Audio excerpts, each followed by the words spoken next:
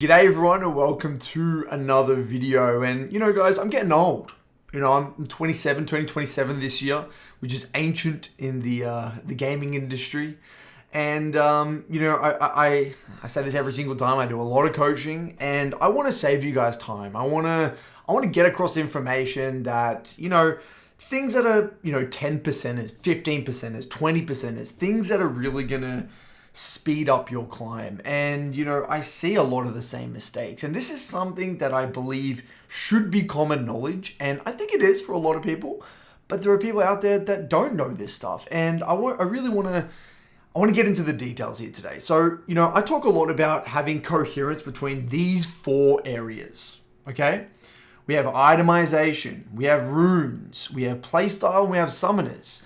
So I get a lot of questions talking about coherence. Oh, should I be taking this rune? Or should I be building this? Or should I be taking this summoner? Or how should I be playing this lane? And yes, these are all relevant questions, but at the end of the day, guys, there needs to be coherence or a connection between each and every one of these concepts. There's no such thing as only having good itemization and then this is completely independent from runes and this is independent from playstyle. No, they're all connected. They're all interconnected.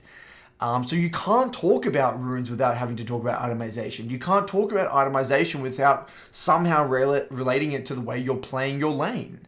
And then people ask, well, what do I center around? Like, where do I start? Do I start by building around the rune? Do I start by building around the summoner I want to take? Do I start by building around the item? Or just do I build around my playstyle? I think it really depends on the meta. It depends on the champion you're playing, and it really depends on you. There are times where a rune is very strong in a given meta. Maybe there's a new rune out and a rune is very strong and everything is centered around that rune. And that can be the case. There are times where a particular summoner, maybe, I think it was TP was really strong at a point in time, and a lot of your runes and your playstyle and the way you played the lane was centered around taking TP. Or maybe you're a Malzahar. Malzahar is a really classic example of everything tying around Malzahar's core identity of just getting to that lost chapter, right? So a lot of like the runes and the way you play the lane and the summoners and everything ties directly around getting to your lost chapter.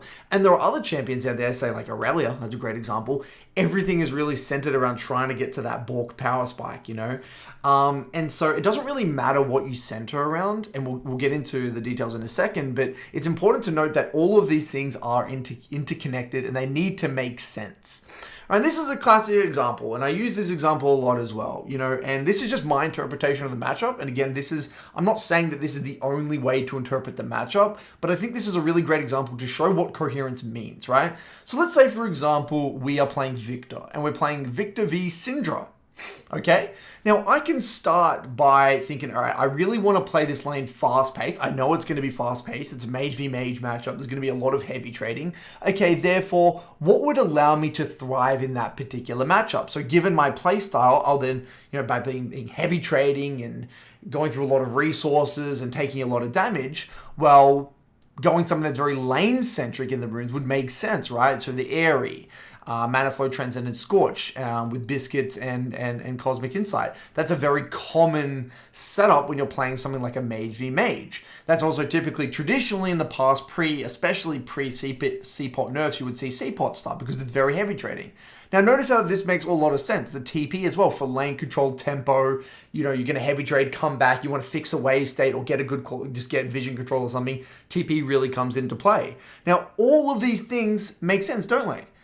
The C-Pot for heavy trading, or nowadays probably even Doran's, because Doran's is maybe a little bit stronger, but that's, again, totally preferential. But the heavy trading with the TP, with the aggressive rune setup, with the heavy trading in lane, it all ties in together. Now, yes, this does get a little bit more complicated when, let's say, for example, the enemy has a Shaco jungle and you have like a Shyvana. You might not be able to play fast and aggressive. Yes, let's leave that aside for now, and it does get more complicated.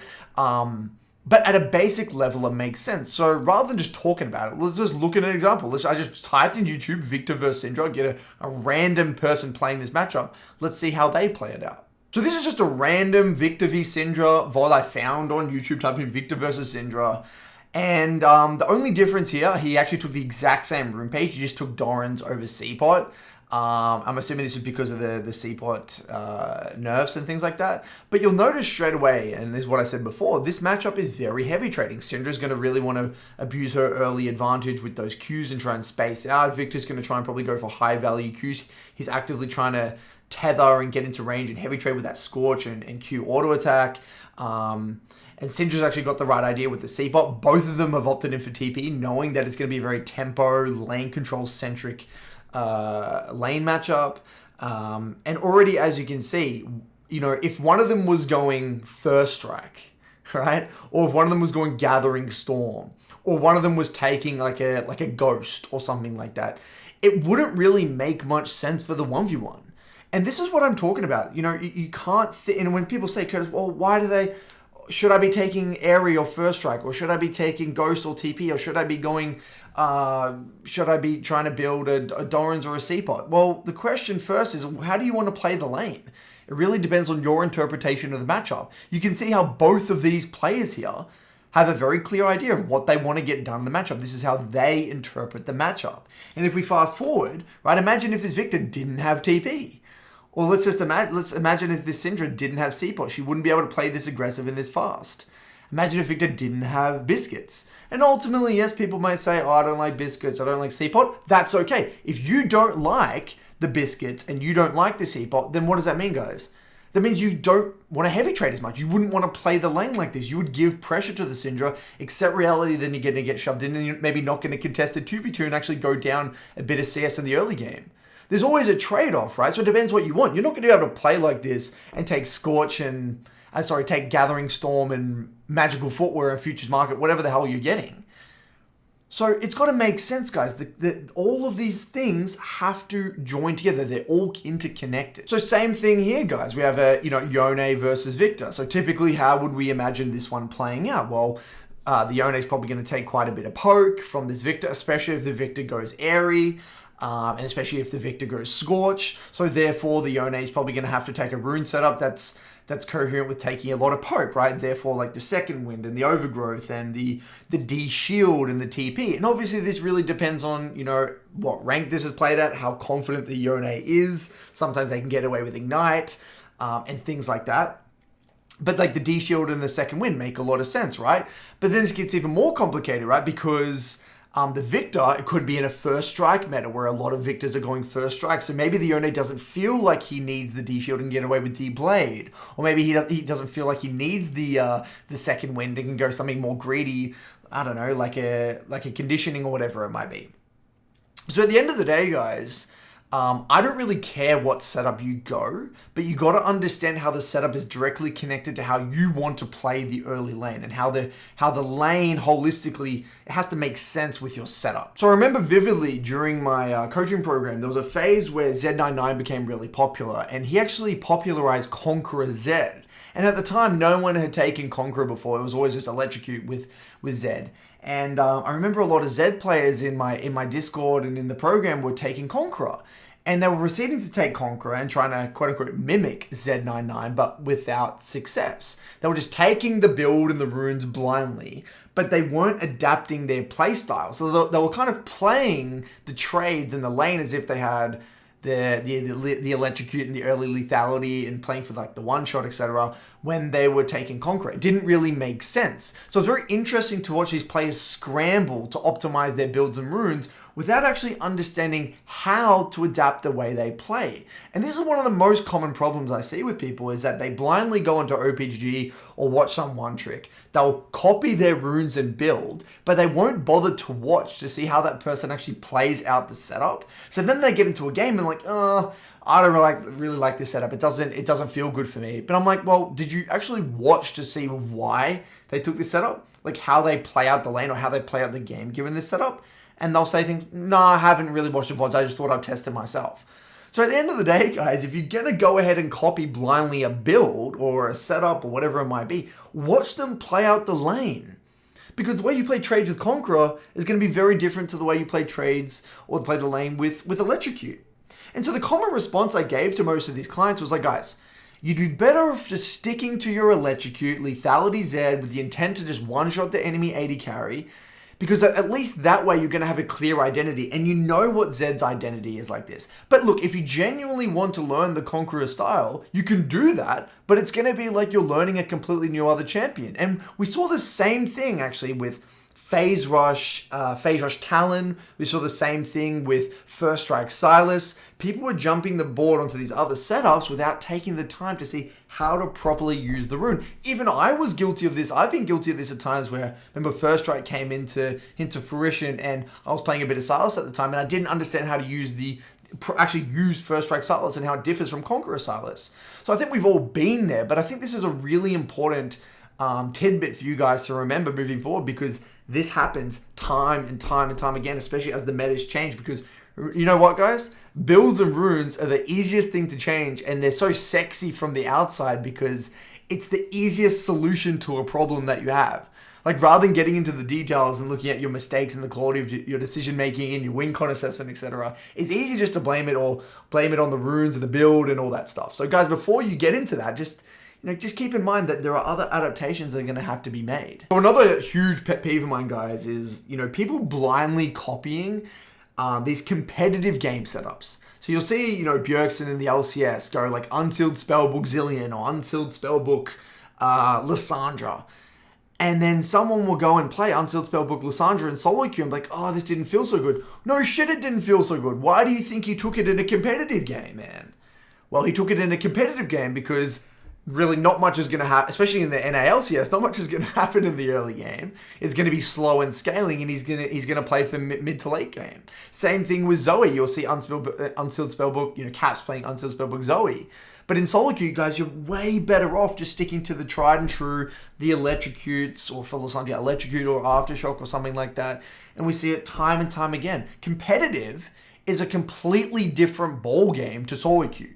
Okay? But if you actually looked at the way the game was playing out and looked at why they were taking that rune setup, in coherence with the game pace and the way the game was playing out, it would make sense. It's like, oh, I just got to adapt to my solo queue better. This isn't going to help me adapt to my chaotic solo queue games, So, when you're searching for ways to optimize your setup, before you jump in and quote unquote send it, before you go in and mindlessly play it, play and don't go ahead and play the same way you're playing your old setup. Try and adapt the way try and at least watch someone else play that other setup and at least ask yourself, well, what am I going to have to do differently with my playstyle if I am going to adopt this new rune or build or whatever the hell it might be, guys? So these are the 4 must answer questions, okay? Number 1, how does this build alter the champion's identity or my role in the composition?